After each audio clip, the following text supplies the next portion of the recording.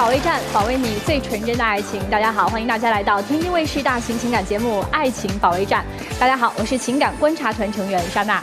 那今天呢，陪伴我们共同来保卫爱情的，还有其他几位观察团的老师们。大家好，我是江春梅律师，我从法律与边界的角度守住感情的平等与底线。大家好，我是张振宇，我将用观察和逻辑看清言行背后的真实心意。大家好，我是于继静，我将用心理学的视角来讲最直接、最真实、最扎实的心理真相。大家好，我是吕阳，放下被爱的执念，才不会错过真正的幸福。在我们的情感观察团当中呢，还有一位特殊的嘉宾，他呢就是我们爱情保卫战专属的 AI 情感助手艾小宝。大家好，我是爱情保卫战专属 AI 情感顾问艾小宝，用算法读懂情绪，用逻辑拆解真心，只做客观理性的情感分析官。今天我将用数据捕捉言行背后的真实心理，精准定位情感矛盾核心，陪大家一起看清爱，读懂爱，守护爱。谢谢艾小宝。大家都说呀，好的爱情呢是相互滋养、互相成长。那么你的爱情是这样吗？今天我们的第一组求助嘉宾，他们的爱情又是怎样的呢？我们一起来走进他们的故事。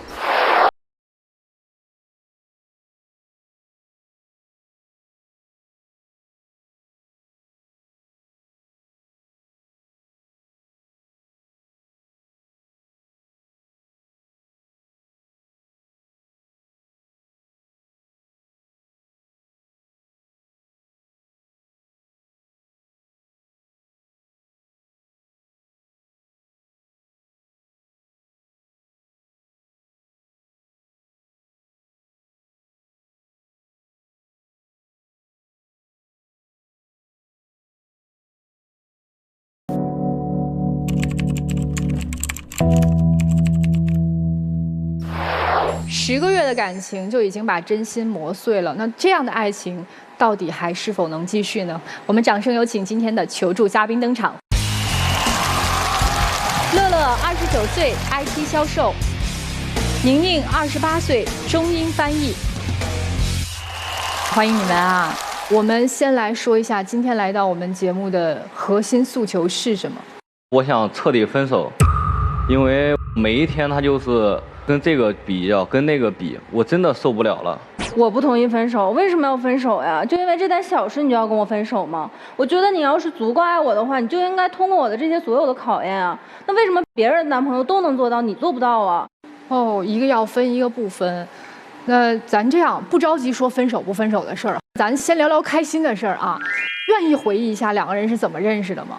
是有一次展会上。我那天正好是陪同我的一个外籍的客户，就是帮忙翻译嘛，因为我本身是一个翻译，我就看到有一个老外，应该是他想给人家介绍那个产品，然后我听到就是他们沟通并不是很通畅嘛，我就过去，然后我问问他是不是有什么需要帮忙的，就这样我们就认识了。对，当时我觉得他挺热心的嘛，因为当时真的我英语不太好，然后他过来给我翻译之后，我跟客户沟通的也挺好，然后那单也成了，就非常开心。当时我看到他那么热心，我就挺心动的。加上他联系方式之后，我就开始追求他嘛。追了多长时间呀？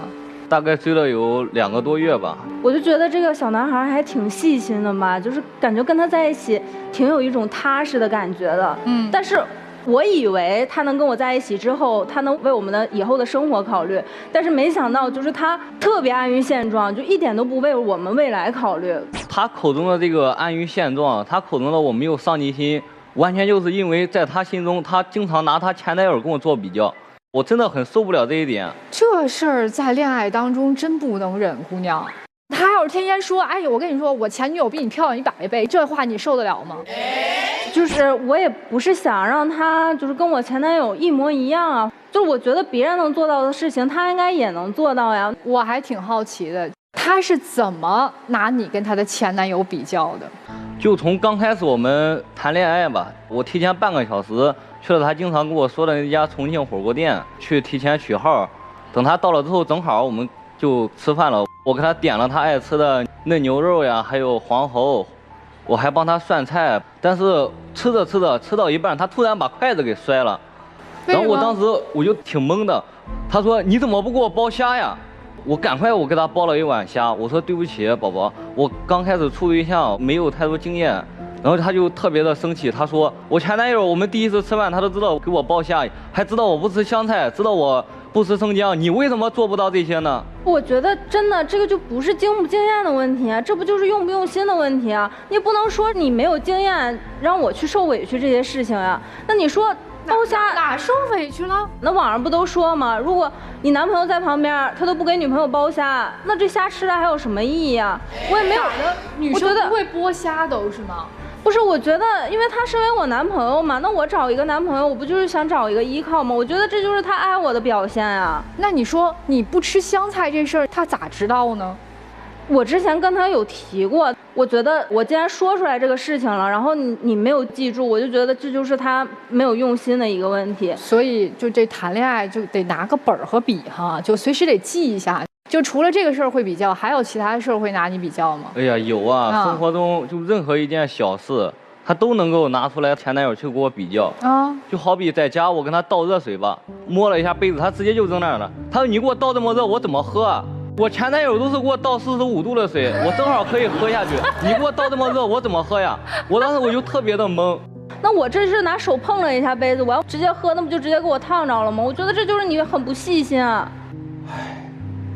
长叹一声气，之前我们一块儿出去玩吧，有时候我可能忘记跟他开车门了，他就特别生气，然后跟我说，跟我前男友出去，他给我打开车门之后，我坐进去之后，他才给我关上门，我们才出发的。你为什么你不给我开车门，你直接就走了？我没有跟他说这件事情的时候，他从来都不给我开车门，他根本都没有在乎过我的感受。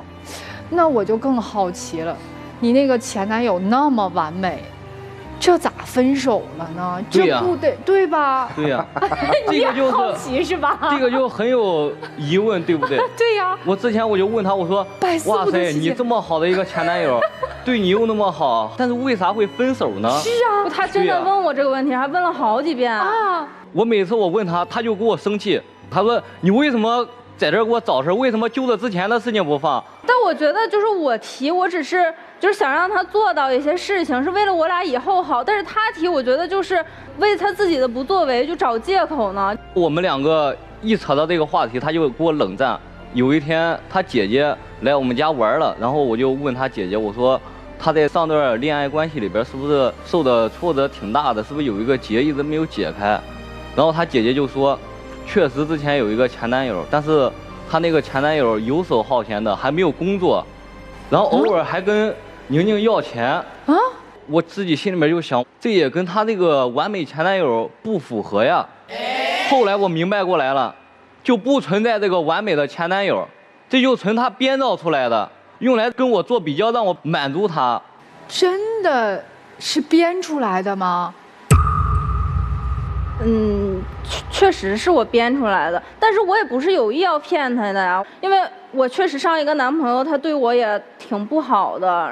平时因为他也没有什么工作嘛，然后我就想着说，就物质上多帮他一点，然后感情上他一定会回馈我的。但是后来我发现，就根本不是这样的，就我付出越多，他越不在乎我。我当时我就想着，以后我要是再找男朋友的话，我一定要给他立一些规则标准什么的，然后让他更珍惜我。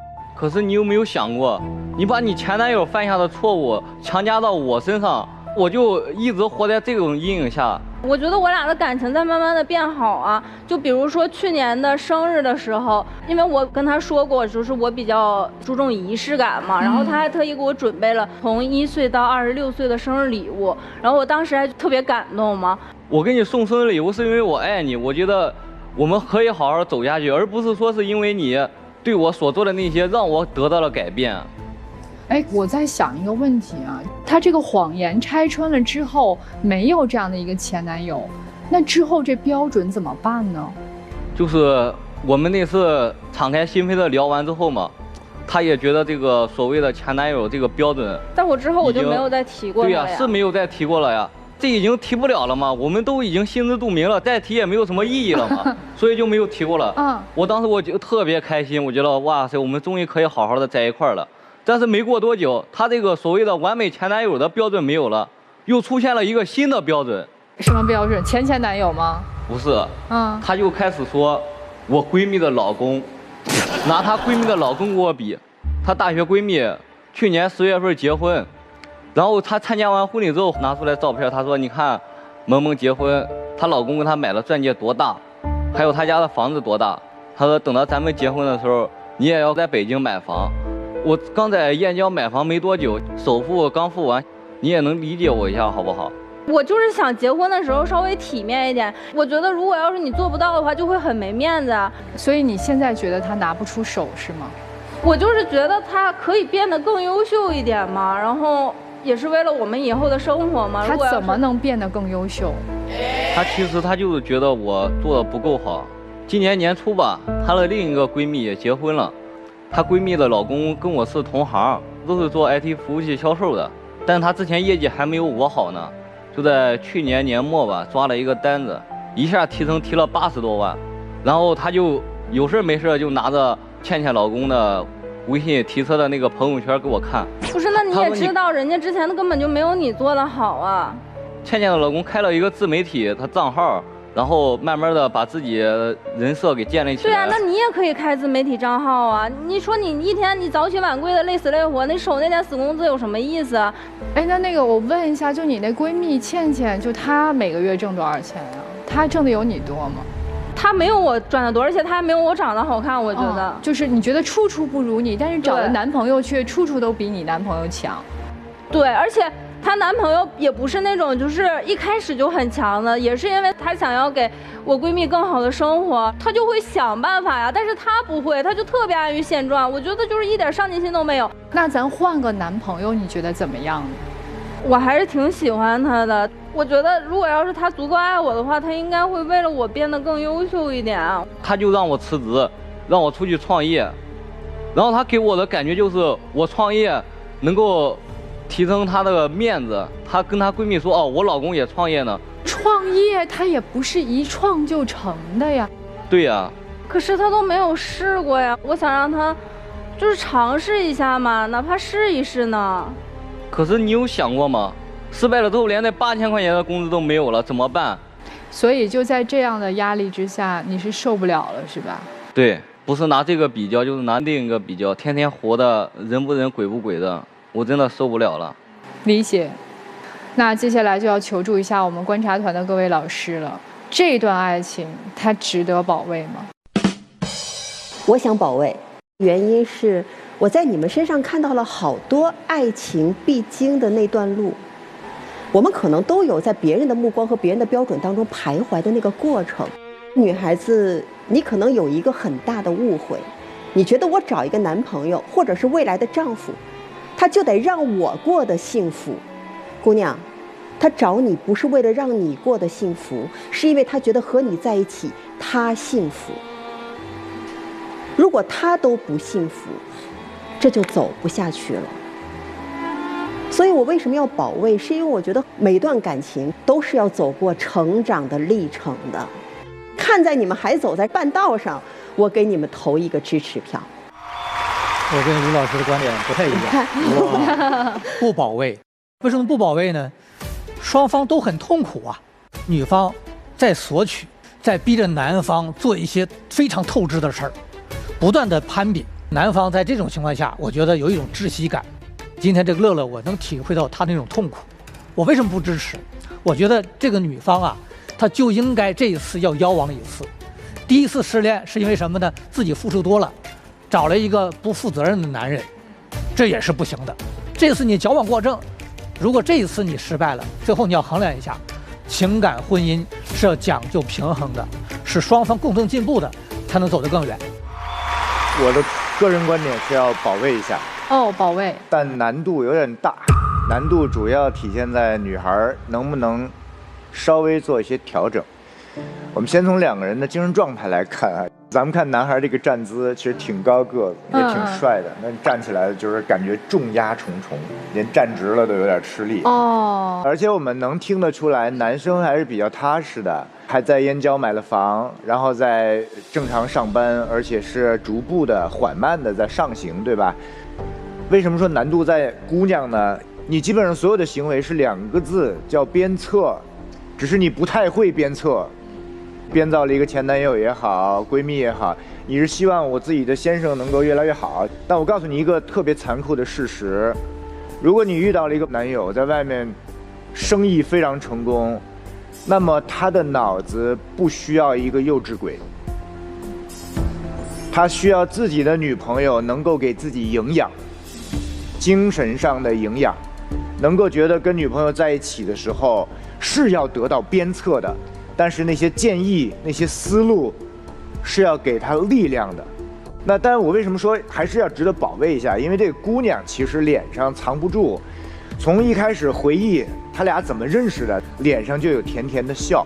在讲这个男孩哪儿做的不好，是嫌弃，不是咬牙切齿，是觉得你怎么能不行呢？然后说到要分手的时候是满脸发愁，表情的变化都是说我还想跟你继续过下去。我觉得第一要务是激活姑娘自己的主体性和成长性。好，谢谢姜老师。我觉得不能保卫啊，因为我是律师，而且是专门做婚姻家事的。虽然我听他们在讲他们恋爱期间10个月的感情故事，但我似乎已经看到了他们结婚以后的一段这个情感的发展，甚至可能会将来面临着离婚的问题，就隐患在，是吧？对，可能一开始男方在热恋期，他能够去接受这种控制，去委屈自己，去忍耐，但是婚姻是漫长的，结婚之后10年、20年，他是一定会反抗的。所以我觉得在现在这种状态，这段感情不值得保卫。谢谢姜律。最后我说2点我自己的想法啊。我觉得目前最着急的不是保不保卫爱情，而是女生的自救。你眼里看到你的闺蜜不如你，你不知道她背后给予了她男友什么样的营养。其实姜老师刚才说到的有一点，我觉得姜老师特别的温柔隐晦的提醒，我就想直言不讳的告诉你，姑娘，你想要那样的男友，你配得上吗？你对你男友的不满，实际是对自己的不满。你觉得现在的生活不是你想要的，但是你又无力改变，所以你把所有的希望寄托到了你的男朋友身上，你希望他能带你走向更好的生活。为什么我说你要自救？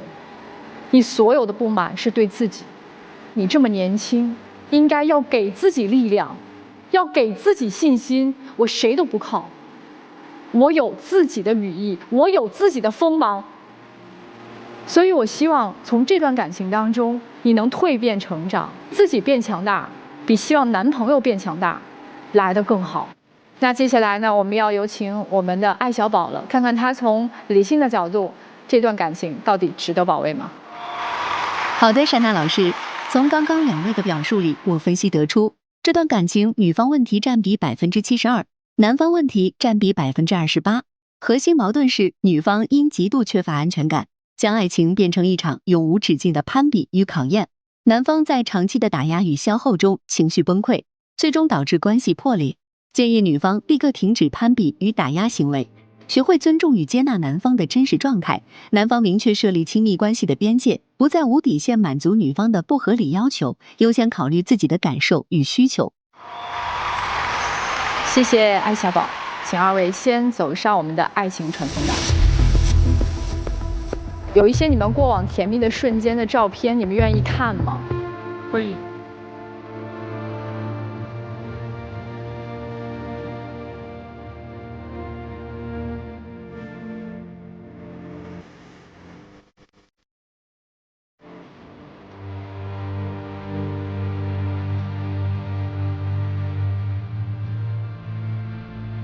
啊，这是那个1到26岁生日礼物是吧？是的。姑娘已经泪流满面了。美好发生怎能不看？接下来一起进入真情时刻。乐乐，我知道有些事情可能确实是我做的太过分了，但是我真的希望我们能继续走下去。我真的很想跟你在一起，我希望你能给我们的感情再一次的机会。之前的这些问题，我都会尽力的去改正的。我真的不想失去你。宁宁，我也很喜欢你，我也很想我们一块好好的走下去。但是咱们在一块这么长时间，也发生了很多事情。你的要求我能够达到，但是你却永远不觉得这次能够满足你。我觉得我现在这段时间真的太累了。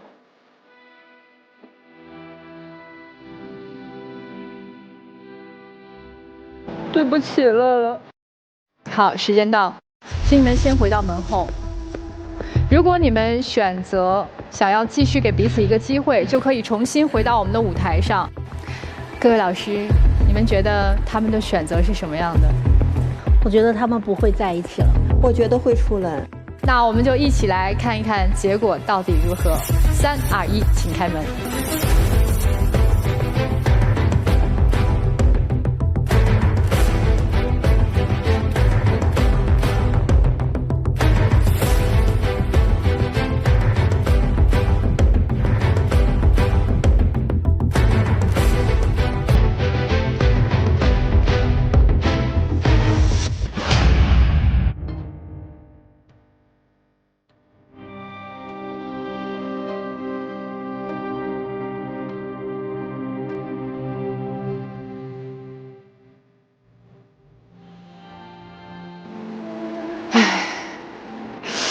真的不想跟他分手，我觉得这些多都可以改了，我以后再也不攀比了。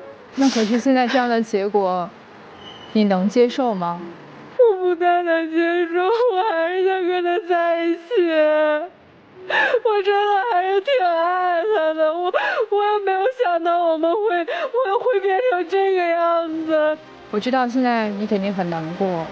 他应该还没有走远，如果你想要继续找他去聊聊的话，就赶快去吧，加油！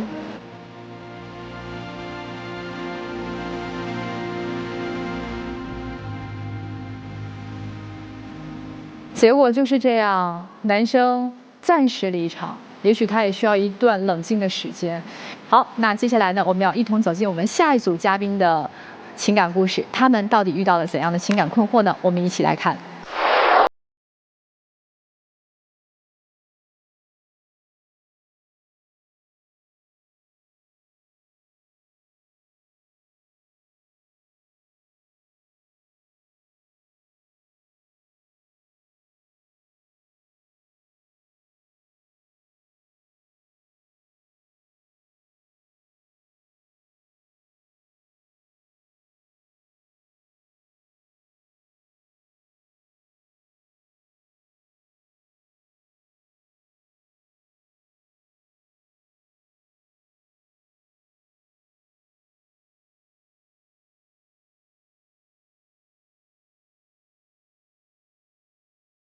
一定会改正的。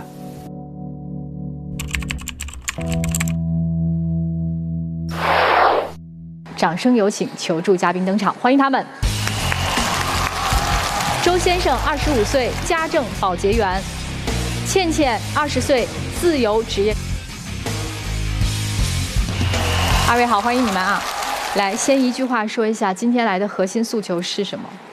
因为一些很小的事情，让他变得很不可理喻。如果今天来到这边，事情没有得到一些妥善的处理的话，我肯定是不会再跟他有任何的纠缠的，选择要分开。是的。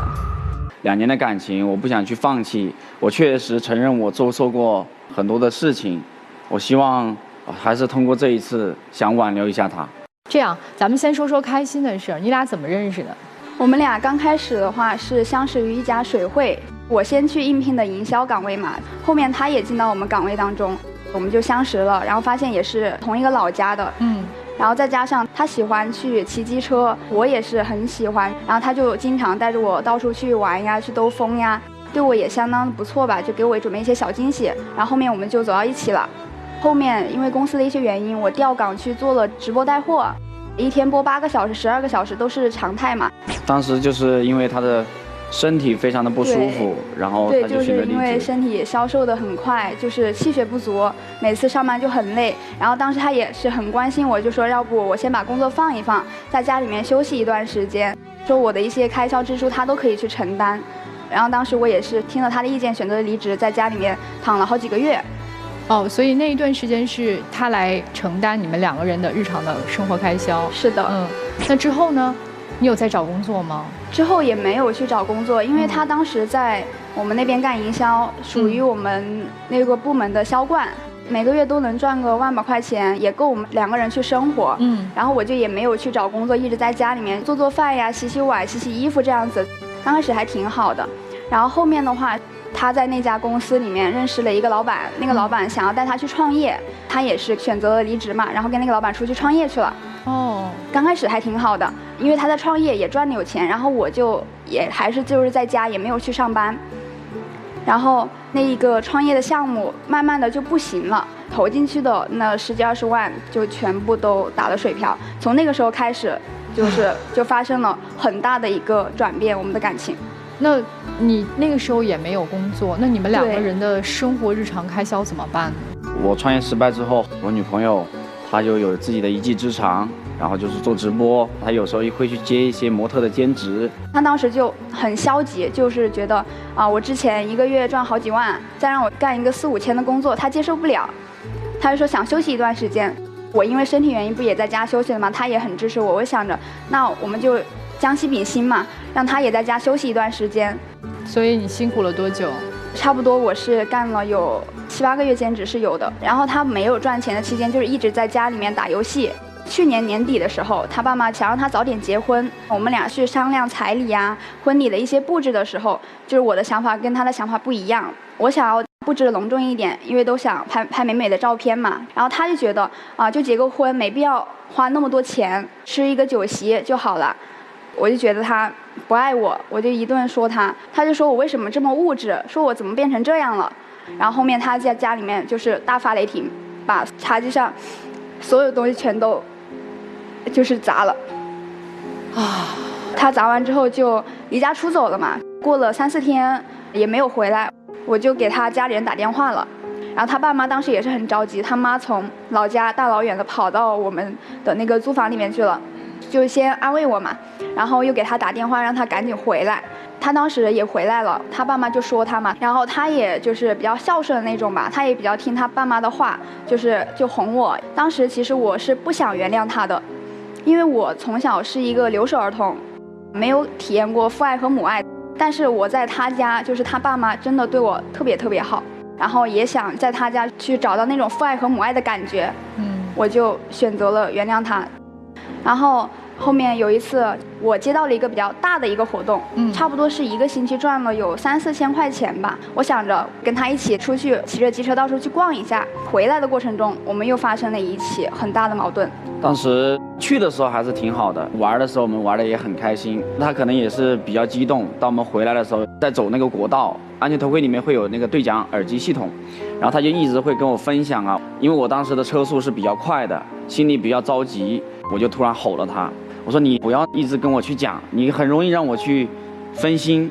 然后的话，我说你能不能做，不能做你就下来。我觉得他后面跟你说话，你就算哦一句也可以，就相当于是回应我了嘛。但他刚开始就是不理我，我就说你怎么不说话？是耳机听不到吗？他就吼了我，然后就让我滚下去。我觉得开车的过程当中分心确实是很危险的一件事情。是的。那你为什么当时不能好好跟我说呢，而是让我滚下去呢？最后的结果是什么？后面他真的把我丢到了国道上，当时离家还有20、30公里吧。真丢下来了？对，然后我以为他会回来接我，因为毕竟当时天也快黑了，又是在国道上，结果他没有回来。后面我是等了他20、30分钟吧，没有见他的踪影，我就自己打了个车回去。之后我一开门，他坐在沙发上打游戏。其实你咋想的？丢国道上不担心呐？其实那个时候我是准备说要去接他的，然后回到家我就想放松一下，结果玩着玩着就忘了，我就看到他回家了。我自己回来，他也没有说想过来哄一下我或者怎么样，反而还是就是在那板着个脸自己打游戏，就把我当空气。压垮你们最后的一根稻草是这件事儿吗？不是，因为这个事情我们之间就没有任何的沟通。他中途不是也干兼职吗？有一次在他干兼职的时候，我比他先下班，我回到家之后就是买了一些烧烤之类的，然后买了一些啤酒，想着回去跟他一起吃点喝点，然后聊一下我们之前发生一些事情，看一下能不能聊开。他回来了，他说他吃过了，说要出去玩会儿游戏。我说你能不能今天先不玩？他就说不行，他就出门了。因为当时他没有提前跟我去讲，我在下班之前我已经跟我的几个朋友们都已经约好了，然后又是我组织的，然后突然又给他们放鸽子，我就觉得很不好。这之前你们两个人是一直在冷战是吗？对，是的。所以你觉不觉得女生准备这些东西是在想要找一个破冰的方式？你认可吗？我当时是没有认可到的，就是我觉得他应该提前跟我去讲。但是我当时想的是想给你一个惊喜啊，我想先低头去跟你把这些事情聊开呀，你就非得这样要出去玩。最后他走了吗？走了，然后打了一通宵，晚上也没有回来。那不这冰得结得更厚了吗？对，从那件事情之后吧，我们两个人连基本的问候基本上就没有了。因为后面那个事情发生之后，没过几天，他就自己就是经过他朋友的介绍，又找到了一份工作嘛，就是家政保洁。可能我回来了，他在睡觉；他回来了，我在睡觉，这样的一个状态。哎，我想问一下先生，包括到现在，你都没有想过说要去跟他把关系缓和吗？其实我想过，所以我今天也是特别想真心的跟你说一声对不起，我希望能再给我一次机会。那你早干嘛去了？其实创业失败了，对于我来讲，打击是很大的，走不出那种低谷。有时候我特别想让自己去静一静，我不想把情绪带给他。他因为这一点小事让我们的感情变成这样，我觉得真的很没有必要。你觉得是哪一点小事？他创业失败了，失败了又能怎么样了？我又不是不能赚钱。他又不是说身体残疾或者怎么样不能去赚钱，不能重新开始，这都是小事嘛。明白了。那么他们两个人的爱情到底值得保卫吗？各位老师，在我看来，我觉得需要保卫。在前半年的相爱恋程当中呢，两人的这感情还是蛮好的，有感情基础。但是呢，我们也要知道，在情感路上也一定会遇到挫折。那么女方先是遇到挫折，身体遇到问题。男方给予了足够的理解，那当然自己也在重建自己的生活，但是男方在创业失败的时候呢，他的重建能力就弱了一些。女方说到创业失败是小事，这是你的看法，但是在男方看来，那种表现，它确实是个大事。从这个角度来讲的话，你看似理解了，但是理解的也不够充分，而男方呢？其实他的这种自我解压，包括自我重建的这种特点和女方也不太一样。比如说女方你就喜欢说，对不对？哎，说出来了，沟通了就好了。但是呢，男性心里呢，在遇到压力的时候，反而想躲在角落里不说，给自己一个修复的时间。当然，我们也得承认，男方的这种重建能力确实比女方弱一些。所以在今后，男方你要修复和保卫的是什么？多一点的聆听，多一点的耐心，然后呢，表达出你的心声，你是怎么想的。如果你不说出来，会让他更加的没安全感。而女方呢，你要充分的给对方一些空间和时间，只有这样的话，你们的这个保卫和修复才变得有意义。我不保卫，我觉得你们的成长环境让你们没有办法做到真正的去理解对方。我觉得男生你可能是在一个非常有爱的家庭当中长大，你有安全感，父母之间对待你也很好，你认为亲人之间的冲突是可以用爱包容的，以至于不怕失去，也不会离开。但是女孩子，你刚才提到了，你是在一个留守家庭当中长大，所以能够感受到你对于她的那种完美家庭关系的一种向往。你说她父母对你特别好，没有无缘无故的好姑娘，那是因为你很珍惜这个家庭关系，甚至于在这个家庭关系当中，你有着很在意的那种小心翼翼，甚至可能还会有一些对待长辈的讨好，因为你太想要这样一个温暖的家了。所以没有无缘无故的对你好，是因为你值得这样好。听懂我说的话了吗？我不保卫的原因，是因为你们没有办法真正做到彼此理解。1到2年内，我觉得你们俩可以保卫一下。这还有个时间期限呢。对，为什么啊？我们先说男生，你现在不是找到了工作吗？是的。那么又是曾经做过销冠，创业失败走过谷底，现在重新回到人生正规的一个路径上，这个呢，在我看来是一个挺不错的迹象。尤其是你现在25岁，我来告诉你一个心理学里的基本常识，就是男生成熟的比较晚，然后一般来讲24到25，这个大脑里边负责管理自我情绪的前额叶皮质才能够生长完成，才能够具备一个我们想象和期待中比较好的自我管理能力。那也许你刚好踩中这个点儿，就是在这个年龄缓过来了，心态调好了，重新踏踏实实找了工作。如果是这样的话，你是在一个向上生长、逐渐成熟、做事情会越来越稳重的状况。那这就是我看好你的一个未来的发展哈。然后我们来说姑娘，我很好奇，因为刚刚小伙子说我今天来是深思熟虑的，想要挽救一些什么东西的时候，你立刻来了一句：“你早干嘛去了？”记得吗？对，吓我一跳。我希望能再给我一次机会。那你早干嘛去了？你真实的脾气是什么样的？能跟大家简单的说1、2句吗？就是正常生活当中，我脾气都是比较好的，我很少发脾气。好，就是虽然说我可能会生气，我生气也不会说去像他那样去吼他、去骂他。好嘞，为什么说1到2年内？我说的男生在成长，慢慢成熟了，是好的转变。如果你是一个好脾气的姑娘，那你们俩就可以继续同步成长。家里经济收入又慢慢好起来了，压力又小了，然后2个人节奏同步的话，有可能很好。怕就怕什么呢？你觉得道理讲不通了，你就会急；他觉得他嫌你烦了，他就会把你扔下。这个事情在年轻人身上是很容易出现的。如果你们俩都能慢慢成熟起来，减少发脾气的概率，也许你们俩领了证，还挺好的。其实我一直有点矛盾。最开始呢，我是不想保卫的，但是最后听到结尾的时候，我又下定了决心想保卫。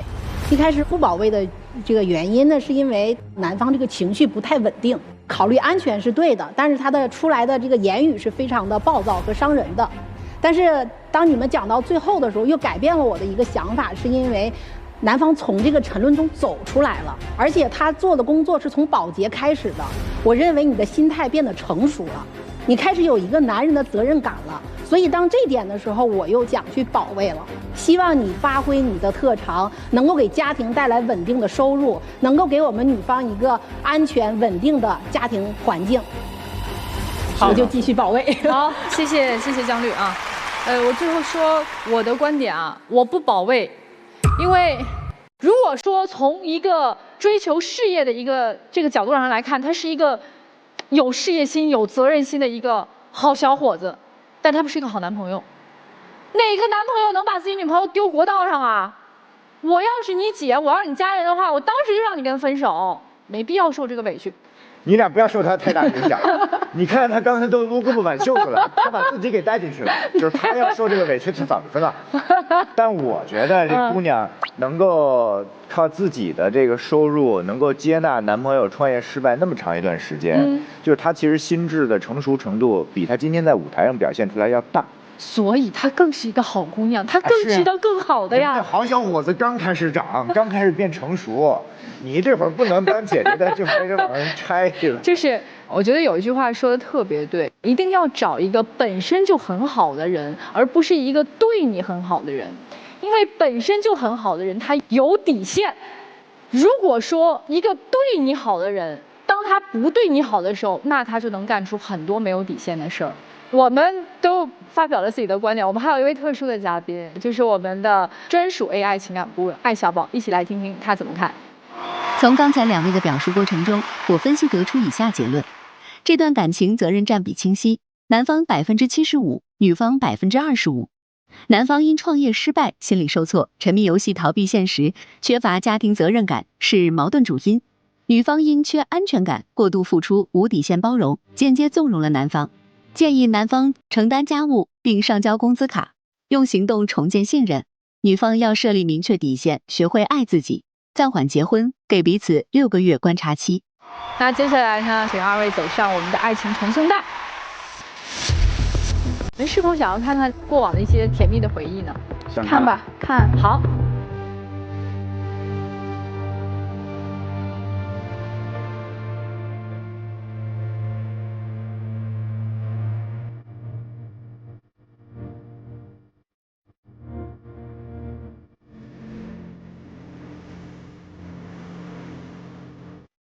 好，美好发生怎能不看？接下来一起进入真情时刻。之前我确实有很多不对的地方，我希望你能原谅我，给我一次机会。我觉得我们未来的路还会很长，我也会变得更加的成熟。我爱你，我真的很爱你。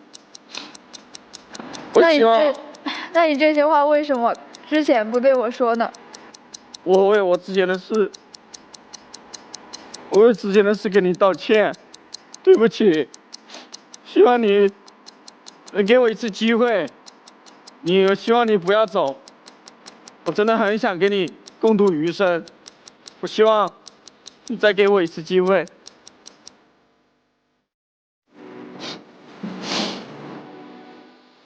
时间到，请二位先回到我们的门后。我没想到啊，男生最后哭了，是否会选择出来呢？我们一起来揭晓答案。3、2、1，请开门。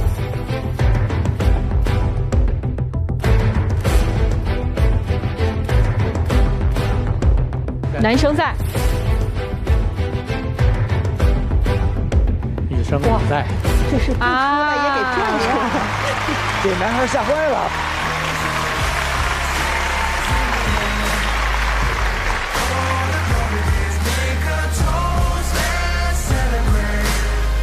我以后一定会好好对你的，我会为了你改变我所有的脾气。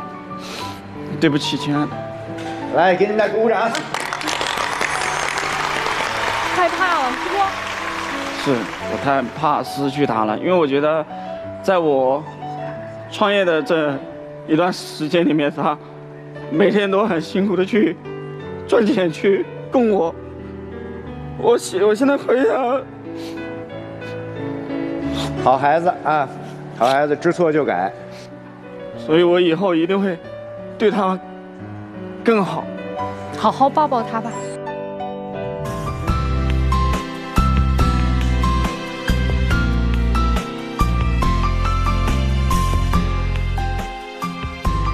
好好的，我们好好的，我爱你，我爱你。哎呀，祝福你们啊，好好疼这个爱你的女孩吧。谢谢你们来到节目，谢谢，谢谢老师，祝你们幸福，再见，再见啊。